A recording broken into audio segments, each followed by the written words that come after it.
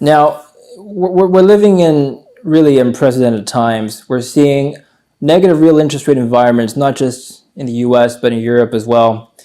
As everybody rushes to the bottom, what do you think is going to happen to the monetary system? Well, we always look for easy solutions when things get bad. Again, read history. It always happens.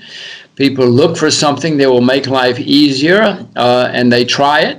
They try it. If there's a theory lying around, they say, "Oh, let's try that. Let's try that for a while." That's what more money today will be. MMT. They will try that, but in the end, you cannot. Everybody cannot just print money. Or let's put it this way: never in history has that worked in the long term. It may work in the short term, but if it works, eventually all currencies are debased and people have to look for something stable. Now, back to gold and silver.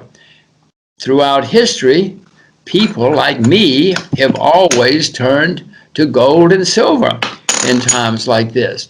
I mean, you weren't asking about gold yet, but look, David, the politicians and the academics and the bureaucrats tell you gold is not worth it. Gold is a barbarous relic. That's what they call it. Maybe, but peasants like me throughout history know that gold and silver, okay, it may be a barbarous relic, but I'm going to own it. Why do you think there's such a political incentive? And this is not the first time I've heard someone say this, but why do you think there's such a political incentive for the governments to keep a distance from gold? Why would they want to subdue the populace from owning gold? Well, historically, it was because gold was money and was in the money system. That's why in the 30s, America confiscated everybody's gold and made it illegal, and the British and other people as well. It was the money system. It's not now, but still, it is a way where politicians will lose control. I mean, in 1971, Richard Nixon said we have to stop using gold, and he did, because they were losing control. And politicians don't like to lose control, and so gold is the obvious place where peasants like me will go in bad times. And I'm not the only peasant. When things get really rough, there are going to be millions, trillions hundreds of millions of peasants like me. And so they will have to try to do something. Gold's at $2,000 an ounce now. This year it broke record highs. We've seen a lot more interest from the retail investment space into the precious metal sector, whereas before, young people like myself, for example, have shown a lot more interest in gold, whereas before they haven't really cared. Why the rush now? Why the gold rush now? Is it because of the coronavirus? Well, David, you should watch Kitco News. I mean, this because governments everywhere printing money, printing and borrowing staggering amounts of money. All of us peasants know. We may not have studied economics at an Ivy League university, but we know that when you print money and borrow money, subconsciously we know this leads to problems. And so more and more of us are turning to gold and silver.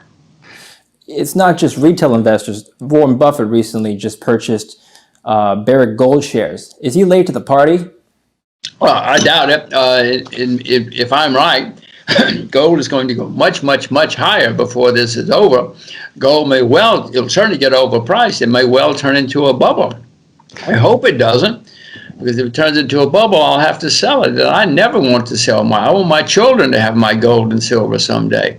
But David, as I said, watch Kitco News. You will see that the world is really doing strange, unusual things. Never before in the history of the world have interest rates been negative.